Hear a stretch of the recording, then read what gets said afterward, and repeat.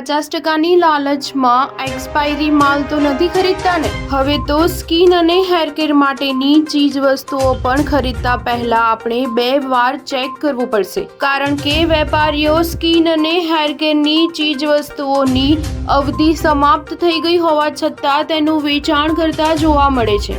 આવો જ એક કિસ્સો બહેરામપુરા વિસ્તારમાં આવેલ મિસ્ટર કુલ નામના વેરહાઉસમાં જોવા મળ્યો। મિસ્ટર કુલ નામના વેરહાઉસમાં સૌંદર્ય પ્રસાધનો જેવા કે shampoo, face wash, hair oil જેવી સ્કિન અને હેર કેરની ચીજ વસ્તુઓ જેની અવધિ સમાપ્ત થઈ ગઈ હોય તેવી ચીજ વસ્તુઓનું વેચાણ કરતા જોવા મળ્યા છે। તેમને કોણે હક આપ્યો લોકોના સ્વાસ્થ્ય અને સૌંદર્ય સાથે છેડા કરવાનો? શું આ સ્વાસ્થ્ય અને પરિવાર કલ્યાણ મંત્રાલય દ્વારા ત્યાં નિયમિત તપાસ થતી હશે કે શું? Star news 7 Ahmedabad.